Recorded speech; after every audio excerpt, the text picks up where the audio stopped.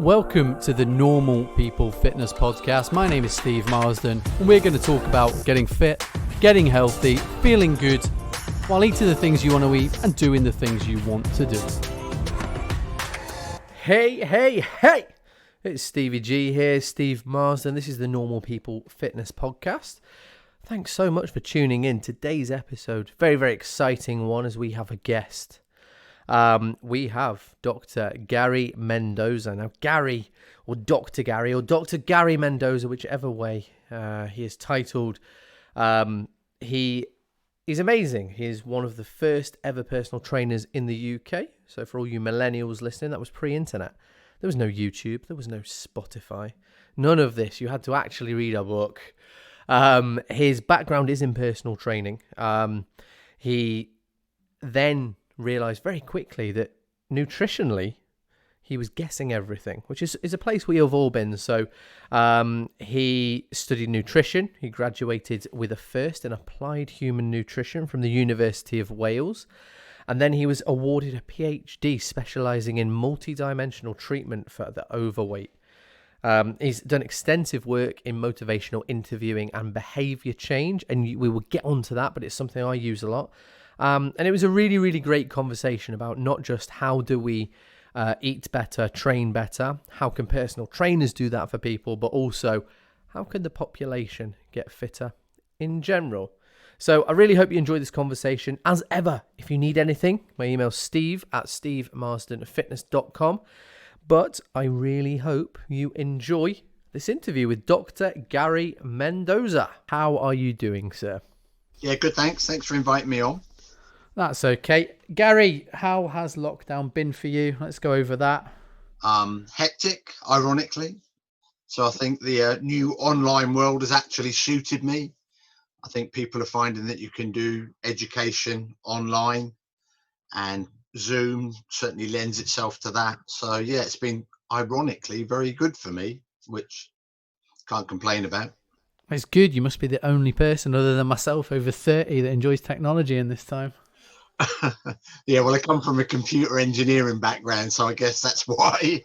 Yes, good. That brings me on to a lovely bit. Right. For those people who do not know you, what you do, where you come from, if you could just sort of give a little overview of what you're passionate about. I have obviously done one of your courses in motivational interviewing, stages of change and behaviour, which has been, it changed the game for me in terms of how I talk to, interact with and deal with people when they're ready to join a gym and get fit. So if you could give us a bit of background and what you do now, that'd be awesome. Sure. Yeah. Well, I started out in the forces. When I left there, I was a computer engineer, and then ultimately moved into personal training. I was one of the first personal trainers in the UK. I've been a personal trainer for 25 years now and represented the UK at the first ever personal training convention in the States. When I was working as a PT, I've managed city centre gyms, leisure centres and country clubs for the Savoy Group. And then whilst working as a personal trainer, I discovered that I was blagging nutrition most of the time, making it up as I went along. So I thought, I'm going to get found out if I'm not careful here. So I thought I better go and do some training. So I decided to go and do a degree. By the time I'd finished my degree, I was more passionate about nutrition than I was personal training. I then eventually moved into training personal trainers in nutrition. I worked for Future Fit for 15 years, wrote all their nutrition courses, and they sponsored me to do my PhD, which is a multidimensional model for the treatment of male obesity. And so out of that PhD work, when I was out working, one of the problems we found was you can assess people's readiness to change, but it was like, what do you do if they're not ready to change? And that's how I got into motivational interviewing, because that kind of is the missing piece of the puzzle. So now got a complete solution as far as behavior change goes for clients, for trainers, with the behavior change in MI workshop. And so that's kind of where we are today. Yes, good. That's how we met as well. And I know that it's a bit of a cliche. In January, everybody's ready to get on a diet and change, and it's It's a great month when you work in the industry, but it does come with the heartbreak, especially from my point of view, that not everybody necessarily is prepared to do the hard work. And that's what your course helped me with. It is asking questions, helping people identify what changes are they ready to make, and then helping them towards those changes rather than just telling them what they do, or what to do in terms of diet and nutrition. Because if it was easy as here's a workout program, here's a diet, and then everybody was shredded and happy, it'd be great.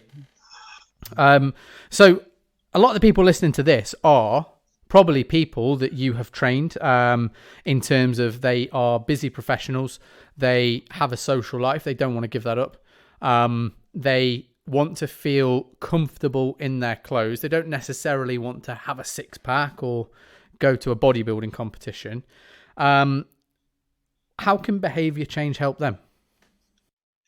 If you recognize how behaviors are formed and how they're changed, then fundamentally you can kind of start to unpick that and pick the parts of the behavior that you don't like, for want of a better word, and kind of devise new ways of doing things. But that initial awareness is actually quite important. So just understanding what a habit is and how and why we have habits is really useful in terms of when we talk about bad habits. It's like, well, how can I kind of change that habit then? So I think it's understanding the theories behind behavior change help people kind of work through how they might go about the change themselves. Awesome. Now, you talk a lot about the stages of change. Mm-hmm. What do you mean by that? Right, well, stages of change has been around for, got to be 30, 40 years. First devised by Prochaska and Di Clementi, and it was all around, they were looking at smoking behavior, smoking cessation. And they hypothesized that people go through different stages on their way to making a change. So any of you that know a smoker that doesn't want to give up, they are technically what you would classify them as pre-contemplators. They're not interested in changing. You could give them all the bad information in the world about how it's going to kill them and give them cancer and everything else. They would not be interested. So a pre-contemplator, not thinking about it at all. The next stage along that journey to change is contemplation. So now you're kind of thinking about it. You may be asking a few questions, and you maybe see some advantages, but equally you might see some disadvantages. So the language you'll often hear is, if we talk about weight management, oh, I really want to lose weight, but I don't want to give up my chocolate cake. So on the one hand, you've got the change language, I really want to lose weight, but you've got the balancing statement, which is, I don't want to give up my chocolate cake. And so you hear this all the time. And so that tells you that person's in contemplation, but they are what we would classify as ambivalent about change. Somewhere along that continuum, something will shift. It could be they have a heart attack. It could be their doctor says you're at risk of getting diabetes. Could just be that they look in the mirror and think, I don't like what I see. I want to change it. So the trigger will be different for all of us. But now you're starting to move into preparation. So there's been a shift. You can now see more things in favor of change than against. And so the preparation stage tends to last 6 to 12 weeks, something like that. And then ultimately you move into action. You do something about it. So you might join a gym, you might employ a personal trainer, you might join Weight Watchers or Slimming World or something like that. But you take some action around your weight or your fitness or whatever the change is. Now, once you're this, we're all good at that bit, and trainers, gyms are all good at getting people when they're in action. The bit we're rubbish at is the next stage, which is getting people through that action stage. So as they achieve whatever goal they want to achieve, regardless of what it is, and they get to a point where they can maintain that behavior. And that's the final stage, maintenance. And if you look historically at the weight loss industry right across the board, whether it be the nutrition side, the exercise, whatever, we're very good at getting people to lose weight. We're not very good at helping people keep the weight off. So it's the maintenance bit we're not very clever at. The other thing that should be really mentioned about the stages of change, and it's most probably one of the most important parts, is relapse. You can relapse at any stage in that. So you've got this continuum of change, But at any point, something can happen in your life and you'll relapse and you'll go right the way back to pre-contemplation possibly. So it's like you can you fall out the program almost and go back to square one. And how you deal with relapse is really important. Even just being aware that it will happen is actually a good start. And people talk about, oh, it's failure. You gave up on the program, you fell over, whatever. I never talk of it as failure. I always talk about feedback. So when you have that slip up, that relapse, the key thing here is just get back on the horse. Don't treat it as a catastrophe. It's just a slip up. Give yourself permission to make a mistake, because we all do, we're human, and get going again.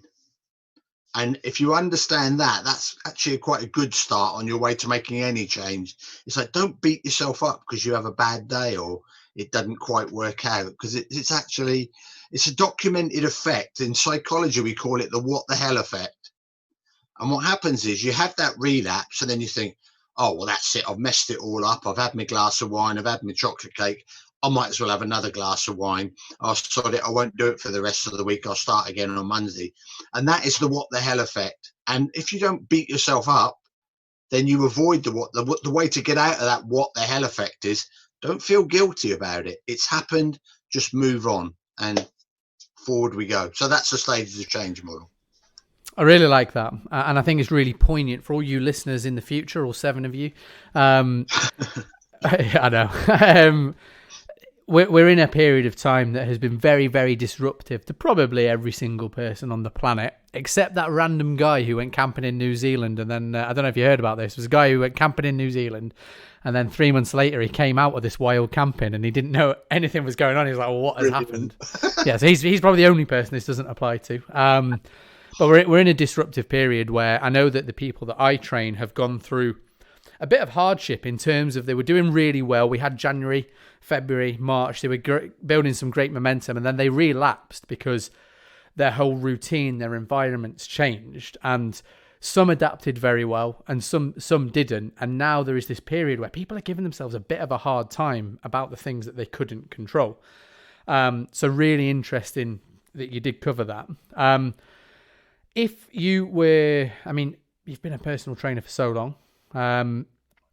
What do you think the industry is in terms of personal trainers and coaches does right and wrong in terms of this stages of change model? Because as you alluded to there, we're very, very good at getting people results in 6 weeks and posting those pictures on the internet and making that seem the norm. What do you think we do right? What do you think we do wrong, in your opinion? The stages of change model is really interesting because it's one psychological model. And if you look at the Wheel of Change, which was a paper that was brought out a few years ago, it talks about 97 different other theories of change.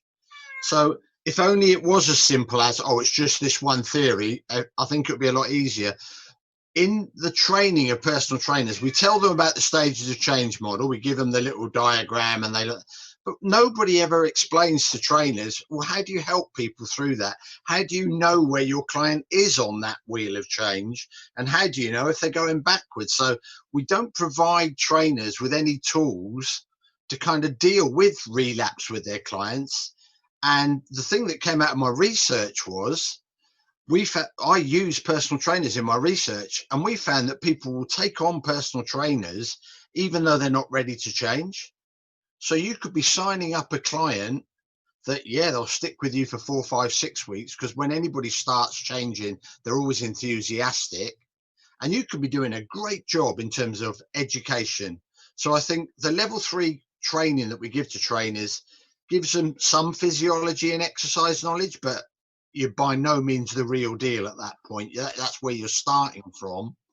And so I think some training companies give trainers the misconception that you know it all now, away you go, and actually you don't know very much and you need to start learning. And the other thing, trainers are quite good, well, I say it differs across industry, but nutrition, some are very good at guiding people, but I think some are very misguided in terms of their dishing out diet plans, meal planning and what have you. Not qualified to do that, and you don't have the kind of level of knowledge required to do that.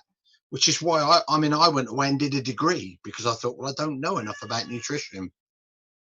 So I think the industry is a bit at fault, really, because we're giving trainers a misguided kind of idea of how much they know and what they can do. And we need to do a better job of helping trainers do the job they do, because they're enthusiastic and they're brilliant at kind of motivating their clients or what have you. But when it starts to go wrong, they really don't have the tools to think, how do I put this right? Yeah, I think when I did my personal training qualification, yeah, I thought I was going to just train athletes. I'm sure that's what everyone thinks. And then, you know what I mean? Margaret, 65-year-old Margaret, who's got hip, back, knee pain. She only eats biscuits. It just became oh my God, I have to find a way. And telling her to eat chicken and broccoli 6 times a day, and then if she's not enjoying it, ask her how much she wants it, doesn't really work. And that's where, Yeah, your course definitely helped me, and other resources did. But I agree. I think personal trainers are underprepared for what the reality of it is. yeah, And I think that one of the issues potentially is that they've never struggled themselves. A lot of trainers that I've met might be ex-footballers, and I know lots of them, and some of them make amazing trainers, but some people, they are lean all the time. They haven't got a family to do around, and there's maybe a lack of sort of that empathy. And I know that empathy is a big part of what you talk about. yeah. I totally agree with you about like they've never really experienced, so they struggle with empathy, because the other big group that become personal trainers are ex-forces people. But they've always been fit. They've always been in that environment. A friend of mine's a physiologist, and he always says to me, so what we should do with personal trainers is on the first day of their course, make them walk around the gym in their underwear. And I'm like, what? He said, if you did that, they would realize how most people feel when they first walk into a gym. They feel very uncomfortable, very self-conscious, and they think that everybody's looking at them, which anyone, regular gym user, knows that's not the case. But for someone that's new to that environment, that really is how it feels to them. And then equally, as you say, with the eating, a lot of trainers, because they've maybe, as you said, they've either been professional sportsmen or maybe they're into bodybuilding or whatever it might be, they're really used to being disciplined and 3 meals a day and putting everything in Tupperware boxes. And it's like, that's not the real world. That very few people can do that. And so just understanding that your client is most probably dealing with a whole bunch of other issues, and actually exercise and nutrition isn't that high up their agenda. And they might be coming to see you for a whole bunch of other reasons. It could be peer pressure, the doctor sent them, whatever. But in terms of, do they want to be there and do they love it? I should think it's quite a small percentage. Yes, it absolutely is. The reason I opened my gym, I used to be a personal trainer, freelance in some commercial gyms. And even though I believe that weight training is good for a majority of the population, especially for long-term health, and in terms of changing people's bodies, how they may want to change them, getting them into that weights area was a big barrier. And I had to gain a hell of a lot of trust before I could even ask them to do that. Yeah. Because, there is a lot of judgment there, or perceived judgment. And a lot of clients that I've trained in the past have always failed, in their words, at diet and fitness. Mm-hmm. So it is a big step. So we have a private gym to make people feel comfortable because of that understanding. So in terms of how you train people, or how you believe personals, or you teach people, you teach personal trainers to train people. Mm-hmm. What are some actionable things that they can do, or what are some actionable things, if I was being trained, that I could do? Maybe some questions, maybe some ways to look at this a little bit differently. Right. So from a trainer's perspective, if there's one thing to learn, it's shut up. It's like, you want to talk too much and you want to give advice all the time. And actually, the client most probably has most of the answers. And so by just asking a few open questions and really listening to what the client tells you, you're liable to discover a lot more than sticking a lifestyle questionnaire in front of them and getting them to fill that out. So Bill Miller, who's one of the founders of Motivational Interview, and one of his favorite phrases is, sometimes all people need is a good listening to. And it is so true. And the way to discover if you talk too much is record your consultations. Don't necessarily have to video them, just record them and listen back and see how much you talk to how much the client talks. And the rule is 80-20. You've got two eyes, two ears, one mouth. Use them in that ratio. And so if you're hearing your voice a lot, quieten down, listen to the client. And since I've learned motivational interviewing, the one thing I often catch myself, it's just, I'll actually say to myself, shut up. You're talking to me. I catch myself doing it. It's like, nah, shut up now, let them talk. So from a trainer's point of view, if you're going to learn one thing, become a good listener, because people really appreciate that. That's an easy skill to kind of get into. From a client perspective, in terms of what's going to help me, I would say set goals is crucial. No program is going to work without goal setting. All the research evidence supports that. But set goals that have got an emotional anchor. And what I mean by that is they've got some type of emotional pull to you. And the way you go about that is you set your long-term goal, and this could be 3 months, 6 months, could even be a year. Depends really what you're aiming for. And then what you have to do is you have to spend a few minutes every day thinking about something in your life that brings a smile to your face. Could be birth of a child, starting a new business, graduating, just something that when you think about it, it brings a bit of a smile to your face. And I always call it, for want of a better term, kind of a bit hippie-ish, but it's like your happy place. And you should be able to switch that on, and you'll know when you've got it, because after a week to 10 days, you can think about it and it automatically brings a smile to your face. Once you've got that, what you now do is you think about achieving your goal and you associate it with that feeling. And you need to sit somewhere in a quiet room, 2 or 3 minutes, and just think about, when I achieve my goal, that's the way I'm going to feel. And after a week, couple of weeks, you should be able to come, when you think about your goal, that should bring that same emotion, happiness, good feeling. Now, the reason you do that is once you've got that established, it's now what we call emotionally anchored. And now it's real simple whenever you get kind of choices. So it's like, right, shall I go out for a run tonight? Or, oh, it's raining a bit, it's a bit cold, I'll give that a miss. You ask yourself one question: is this moving me towards my goal or away from my goal? And if your goal is emotionally anchored, you'll nearly always pick the choice that kind of moves you towards it, which in this case would be, I'm going to go out for the run. If it was food, if you're in the supermarket and you're trying to decide, shall I buy the stir fry or shall I go with the ready meal, deep fried burger, whatever it might be, same question again. Which one of these is moving me towards my goal? 9 times out of 10, you'll make the better choice. Won't work every time, but it's quite a neat trick in terms of starting you to shift your lifestyle choices. Yeah, amazing advice. And that emotional goal setting is something that I talk about, but you've put a lovely little twist on there. So hopefully our listeners will, take a lot from that.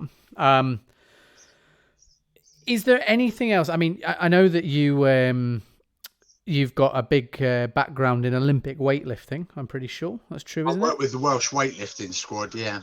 Yes. Do you think normal people should weightlift? What's your opinions on that? 100%. Yeah.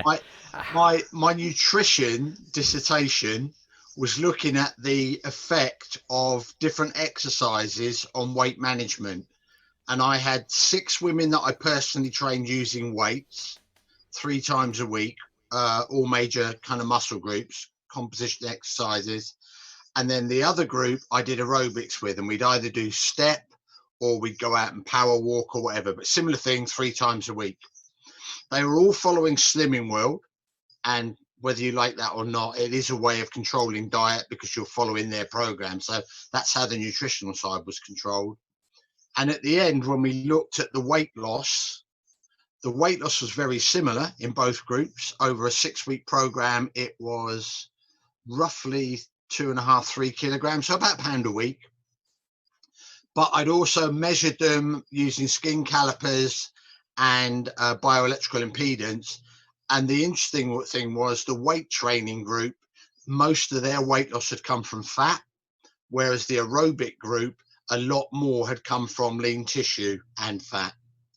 The other thing was the weight training group, they saw the biggest reduction in their waist management, in their waist measurement. So weight training undoubtedly was effective. And the beauty for me was the women that I trained with weights, and you talked about going in the gym and not knowing what to do. They were all like that when we started, because I trained them with free weights in the home. Came in with my ex-RAF Holdall, lugging God knows how many kilograms of weights, and got them away to go.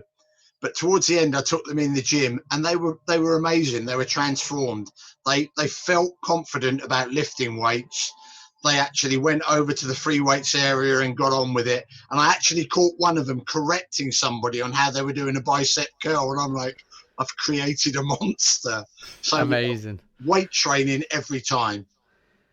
Yeah, I have found that there are a lot of preconceptions. I always reference the 90s about these preconceptions, but whether it's about no carb or weights, but there are preconceptions, especially with women, about getting bulky doing weights, which is absolutely not the case. But there is nothing more satisfying than seeing someone who was once maybe not very confident, didn't really know what they were doing, being able to go into an environment that was judgmental and scary for them and thrive. Yeah. And it's like you've taught them to fish for life, as the old Chinese proverb goes. Yes, good. It's such a lifestyle adaptation as well, whether it's male or female. You're lugging stuff around in the garden, you're lifting carrier bags in a supermarket, you're picking kids up, whatever. I mean, you use muscles for that. So if your muscles are trained, that means you're gonna find all of those activities a lot easier, and you're less likely to pick up injury as well. So, I mean, it's a double whammy. Yeah, I mean, we obviously both bloody love weights. Yeah, the other thing I wanted to talk to you about, and I want to, if you could tell my listeners a little bit about the work you did in New Zealand, because if people know me, they know how passionate I am about the overall health and fitness of a population. Mm-hmm. And the one thing that I think that GPs, now I have a lot of mates who are GPs and they're amazing and they know so much, but in terms of how they manage lifestyle for people who do need lifestyle intervention, I don't think they're very well prepared. Can you tell people what you did in New Zealand? Yeah, basically I trained, actually it was a real cross section of, I had social workers, nutritionists and personal trainers. Trained them all in basic nutrition so as they could deliver a 12-week nutrition program. Now, it wasn't a diet program, it was a nutrition program. So it was educating people about all different aspects of nutrition. And so I trained these guys up. And the other thing they did was they got their clients active, and we did that through either, if they wanted to join the gym, they could. But the main way we did it was with pedometers, because we're talking 12 years ago now. So pedometers were the in thing then, the 10,000 steps a day kind of thing. And so they then went back into, having trained them up, they then went back into, now the first thing they did was they screened them. So they psychologically screened them to see if these people were ready to change. And they were only allowed to enter the program if they met a certain criteria. And then if they met that psychological criteria, in other words, the test showed, yeah, you're kind of ready to change, they could enter the program. They followed the program for 12 weeks. And we had an 86% success rate over the 12-week program. The average weight reduction was 6 kilograms, so very much along that £1 to £2 a week. And reduction in waist measurements, we had some huge reductions in waist measurement. The interesting thing about that program was some of these people weren't fitness professionals. As I say, we had practice nurses, nutritionists, and what have you.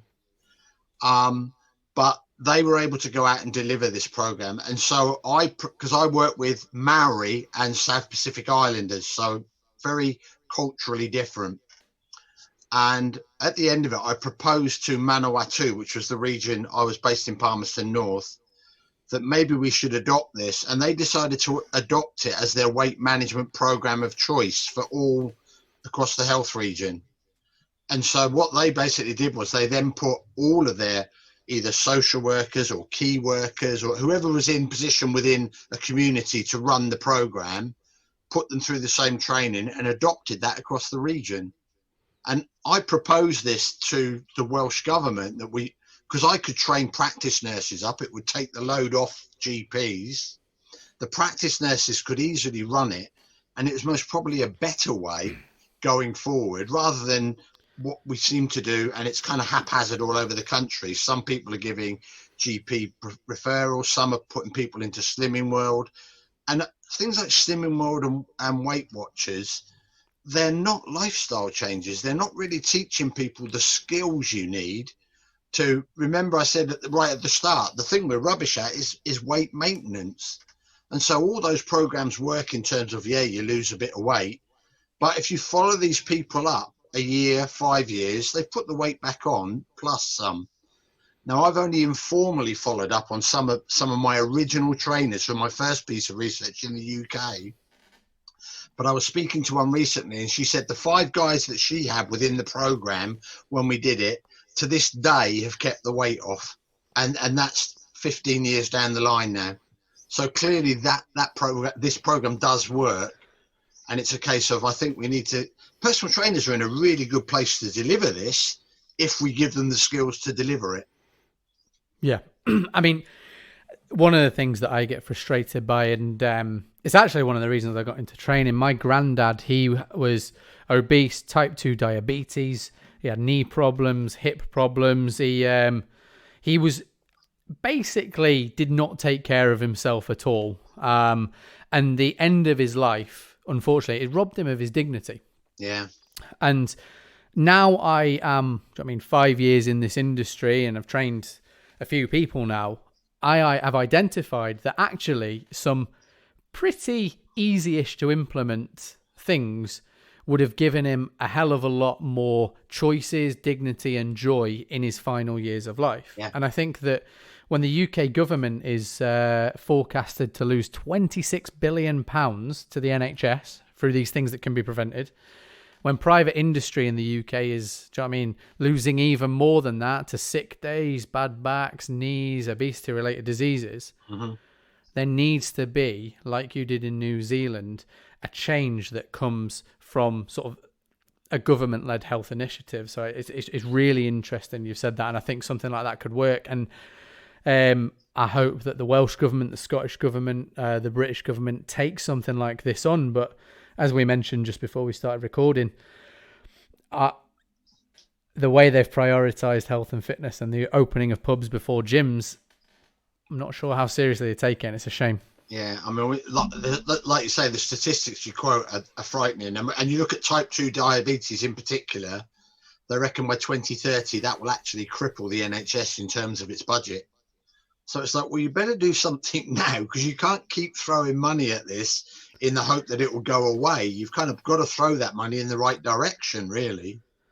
Yeah, and it's weird because I think that if you were to potentially help people become fitter, healthier, educate them on diet, all the things that you have identified through your career that do work, the income that the government's be able to do through extra tax years because people could work for longer, etc. There's a huge business case for this that I think is being missed. And without meaning to get political, I always bloody get political, the 4-year election cycle really does emphasize, so it takes any long-term planning, long-term thinking away from this sort of thing. I think I've kind of long advocated that what we should do, staying on the political theme, for want of a better word, we should ring fence the NHS budget.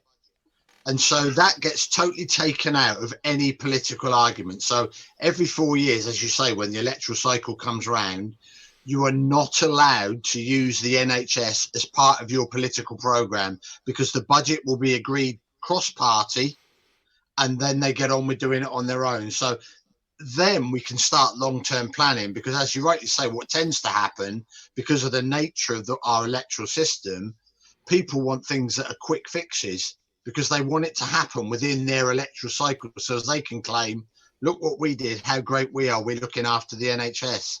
And I just think ring fence it, take it out, manage it separately, cross-party, and everybody wins. But whether we'll ever do that. Well, I think if you imagine I am still I want to go into politics, and I've said that to you before. Imagine someone was getting up and will say, listen, we will help you go to the gym. We will help you get healthier because it will help the NHS. It will save money for businesses. It will do all these things. I don't know who would have a problem with that. No. I don't know who would, but it seems to be something that's ignored, something that's taboo, and it's a real shame. And I don't think our industry... God, I'm criticising everyone. I'm going to get cancelled. I don't think our industry does a good job either of talking about these things as a unit. I think our industry on social media should maybe be a little bit mature in the conversation beyond here, get fit for your holiday. And I can't imagine what it's like for you, got decades in the industry, seeing all this, because I get enraged by it 5 years in. Yeah, I mean, I see the same cycles as well. It's like, oh, we've been here before. It's like we've had reps, we've got SimSpa. It's like the arguments around nutrition, who can do that, who can't. And it's like we need to mature and grow. And that way, because we need the personal training, the leisure industry, to be respected by the medical profession. Because I think part of the resistance is doctors don't see personal trainers, stroke gym instructors, whatever, as being very well qualified to look after their patients. So they're very reluctant to engage. And that's a real pity, because if you look at all the research around weight management, pretty much everything you read says that the only thing that's effective in weight management is one-to-one. Group things don't tend to be very successful in the long term. You need that individual input simply because everybody's different. And so you need to be able to kind of give them their individual kind of tweaks or whatever to their nutrition, to their activity or whatever. And trainers are well placed to do that, providing the health service respects that fitness professionals have got the skills to do it.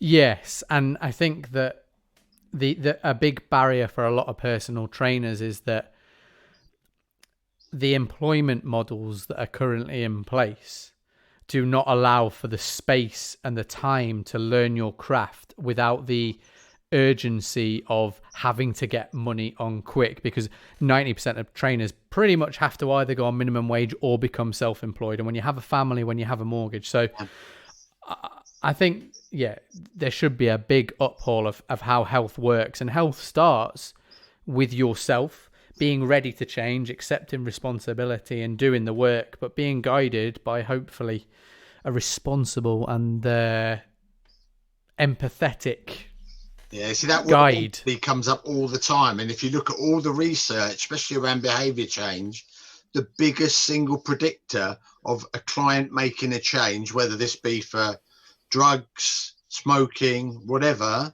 is the empathy of the counsellor. It's not actually the experience, it's not the skill, it's not the knowledge. Empathy is one of the biggest predictors of success for client change. And so trainers need to take that on board. They've got to show empathy. Yeah, absolutely. Gary, I'm not going to reveal your age live on air. You can if you want. I'm not going to out you like that. That'd be terrible, wouldn't it? Ambush. But how do you keep healthy and fit now? Now you're older than me, let's say. I'm a senior citizen. I'm 61 and I don't give a toss who knows. I didn't think you would mind, but yeah. How do you keep fit at 61? I walk till the cows come home. I did 50k around the Brecons last year in under 12 hours. And I did 100k from Eastbourne through to Arundel. So I walk a hell of a lot, and that's my thing. And I just get out there. It gives me kind of a bit of headspace. And it's interesting from my research that a lot of the guys that took part in the research, some of them didn't go near the gym. They just got more active. They walked more, they cycled, whatever. So just get out and get active, but do it every day. And for God's sake, don't let the weather defeat you, because like with you up in Scotland, if you wait for the weather to be good, you won't be exercising much. Well, I'm training outdoors at the minute, mate. Yeah, and it's great during the summer, but it would be interesting to see where all these outdoor boot camps end up once the winter kicks in again. Listen, I've got a very stringent no money back policy if it rains. I always say to people, when you look out and you see it's raining, it's no good thinking I'm not going out in that, it's rubbish. As the last time I looked, getting wet never killed anyone unless they drowned. So get out, because once you're wet, there's not degrees of wetness. You either are or you're not. So Yes. Get out, get wet, and get it done. Yeah, and I think there's something to be said about defeating the elements and defeating that thing in your head that says, no, it's raining, no, it's cold, no, I don't want to. I would rather get a Domino's inside. There is an amazing motivational, momentum-creating feeling of beating that thing. Well, a little tip for beating it. Often when people see bad weather, they think about, oh, I'm going to get cold, I'm going to get wet, I won't enjoy it. They think about all the negatives. Now, the way to go about it is think about how you're going to feel when you get back indoors having done it, and how smug you can be, and how you can say to other people, I've done my exercise for today, I've been out there and done it. So think of all the positives of having done it as opposed to the negatives of having to do it. And just putting that spin on it sometimes is enough for you to think, I'm going to get out the door. Yes, I after a 6 a.m. session in the gym, I usually say to people, imagine the Facebook status you can write now. You can be one of those annoying people that rubs in that morning workout. All day, and somebody goes to you, go in the gym tonight. You go, no, I've already done my session, thanks. Brilliant. Done it, lazy. Yeah. Gary, thank you so much for coming on. Where can people find you? Where can people interact with you? How does that work? Right. My website is at SOFC, so SOFC limited.com, SOFClimited.com. All information on there. And my Facebook page is facebook.com, stagesofchange.co.uk. So you can find us on either of those. Good, and I will stick some links in where I put this podcast, Spotify, Apple, or wherever you find your podcast. There will be links underneath it. Thank you so much for coming on, sir. No problem. Thanks for inviting us. Enjoyed the chat. Thanks for listening to that interview with Gary Mendoza and me, Steve Marsden. And thank you for listening to the Normal People Fitness Podcast. If you have any questions, get in touch. Otherwise, we will see you soon.